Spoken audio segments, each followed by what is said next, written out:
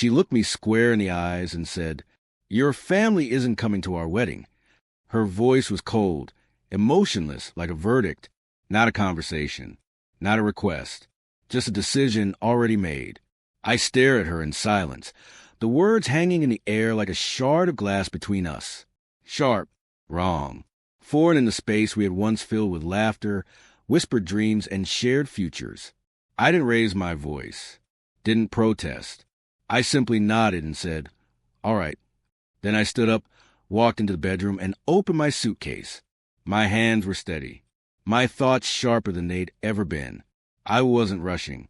I was moving with the clarity that only comes when someone draws a line so deep you can no longer cross it together.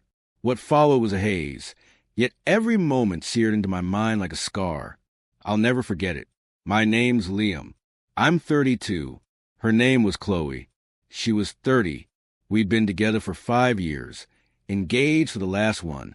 On the surface, things had gone smoothly. No screaming matches, no real fights. The wedding was almost entirely arranged.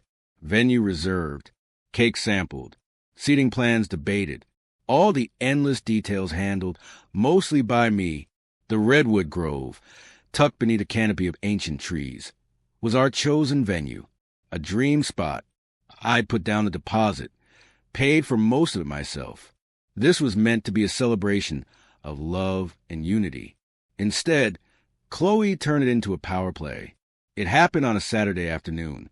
We were sitting at the kitchen table, going over the guest list again, for the 10th time, drinking coffee that had long since gone cold. She suddenly stiffened. Her voice turned distant, calculated. "I've been thinking about your family," she began. "I've decided they shouldn't be at the wedding." I blinked. "Excuse me? What do you mean?" "All of them." Her expression didn't change.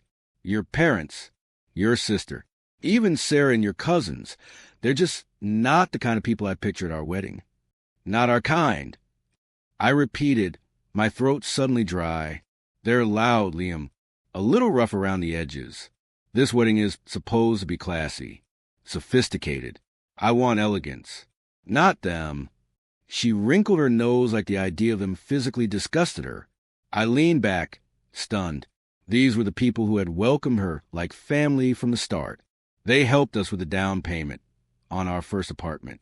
They hosted her for Christmas, birthdays, barbecues.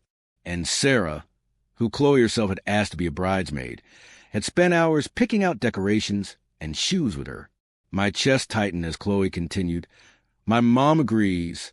This is the right decision. Let's not argue about it anymore." That's when everything inside me went cold. She expected me to turn my back on the very people who raised me, who supported us, just because they didn't fit into her curated aesthetic. She didn't want a wedding filled with love and laughter. She wanted a photo shoot for a lifestyle magazine. And worse, she thought she was entitled to it. I stood up. My voice was calm but firm. "If my family's not invited, there's no wedding." She crossed her arms. "You're being ridiculous." "No," I said. "I'm being honest." And with that, I left the room. I didn't slam the door. I didn't yell. I packed my things with full awareness of what I was doing, not out of anger, but because a truth had settled inside me like a stone. Any woman who tries to erase your roots doesn't deserve to build a future with you. She followed me around the apartment, stunned. "You can't be serious," she said, her voice rising. "You're throwing everything away over this?" "No," I told her. "You did. The moment you try to cut out the people who matter most to me." She cried, genuine tears. Maybe just frustration. Honestly, I no longer cared. A switch had flipped, and there was no turning it off. I walked out and went to my sister's house. Sarah didn't ask for details. She just hugged me and made up the guest room. That night, Chloe's best friend Zoe called. "Liam, she's a mess," she said. She didn't mean it like that. Didn't mean what? That my family wasn't good enough? That she'd rather marry me without them in the room? "She loves you," Zoe insisted. "Then her version of love isn't something I want." By Monday morning, I had a plan. First, I called a redwood grove. The wedding contract was under my name. I canceled it. Yes, I lost the deposit, thousands of dollars. But I wasn't just recovering money. I was reclaiming something far more valuable, self-respect. Then, almost on a whim, I asked, "Is the venue available that same weekend for a family reunion?" It was. So I booked it. I sent out a group message to all the vendors.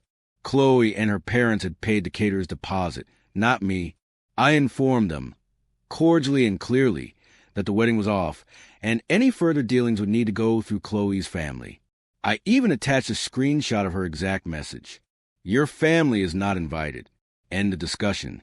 I never received a reply. I packed up all of her belongings into boxes and left them neatly on the front porch. She had 1 week to come get them. There would be no face-to-face meeting, no emotional back and forth, just closure. Days passed with complete silence from her side. Then, like some cosmic punchline, the first photos from the family reunion started making rounds online. Smiling faces under towering redwood trees. People tagging me in group shots. Kids laughing. Relatives holding plates stacked with barbecue. Dancing under strings of lights. My phone was lighting up nonstop, buzzing with joy. And then came her messages. Text after text from Chloe. "Liam, what is going on?" "A family reunion at Redwood Grove? That's our venue." "No, Chloe." I responded. "That was going to be our wedding venue. Until you made it clear it wouldn't include my family. I just made use of what I already paid for." The voicemails that followed were a storm, shouting, sobbing rage. "You're doing this to embarrass me. You're mocking everything we had." Then softer, "I miss you. I messed up. Let's talk. We can fix this. Please." I didn't respond. Then Zoe called again. "Liam, come on. This is cruel. Chloe isn't eating. She's spiraling. She wanted to hurt the people I love." I said, "Well, mission accomplished. She doesn't get to walk away clean." I hung up and blocked her. That's when her mother, Diana, decided to step in, voice syrupy, pretending to be the mediator. "Liam, sweetheart, I think we've all misunderstood each other." "No." I cut in. "Everything was perfectly understood. You both made it clear my family didn't belong. So I made sure they knew they did, just without either of you." Then Chloe's text turned bitter again. "You owe me for the catering deposit. What about my dress? You're cruel, spiteful, heartless." The entitlement was almost laughable. My final message to her read, "You disrespected the people who raised me. You ended this relationship. Whatever bills you have aren't my responsibility.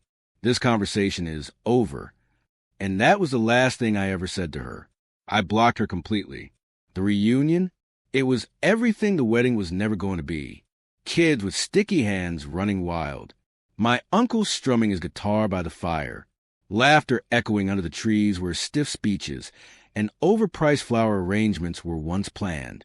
Instead of filet mignon, we grilled burgers. Instead of a champagne tower, we had a bouncy castle. It was chaotic, loud, real, and it was beautiful. My mom wiped away tears. My dad raised his glass. My sister hugged me tighter than she had in years. It wasn't just a party. It was a reminder that the people I came for were worth celebrating. Chloe wanted to exclude them for the sake of an aesthetic. In the end, she got excluded completely. About a week later, her final card arrived in the form of a letter, printed on faux formal letterhead, co-signed by her and Diana. It demanded a mediation session. They wanted compensation for the wedding dress, for vendor deposits, even for emotional distress and public humiliation caused by my family reunion. I laughed. So did my sister Sarah, who happens to be a paralegal. They should have at least hired a real attorney, she said with a smirk. Then came the smear campaign. Suddenly, Chloe had a whole new version of the story. I was unstable, controlling, cold feet, gaslighting. Her narrative spread like a cheap fragrance, strong at first, but quickly fading under the weight of facts. Anyone who asked got the receipts. Her own messages, my calm responses, and the pictures, so many pictures of love, laughter, and a party grounded in something real. When she tried to drag my name to the mud at the local community center, where I volunteer to teach coding to kids, I prepared myself for fallout. Instead, the The director looked at me and smiled. I know who you are, Liam. This just sounds like bitterness. She was absolutely right. The last I heard of Chloe, she was trying to rebuild her image, scrubbing through whatever fragments were left. Word got around. Even Zoe, from what I've heard, started pulling away from her. It's hard to pity someone who builds their entire life on image and then lashes out at those who try to give them love. As for me, I feel like clear, grounded. My bond with my family is stronger than ever. And when I look back, I realize exactly what I almost committed to, a lifetime of strings, conditions, manipulation disguised as sophistication. Chloe wanted a perfect wedding without my family. She ended up with no wedding and a family celebration in the very place she tried to erase them from. She once said, in a discussion, turns out she was right.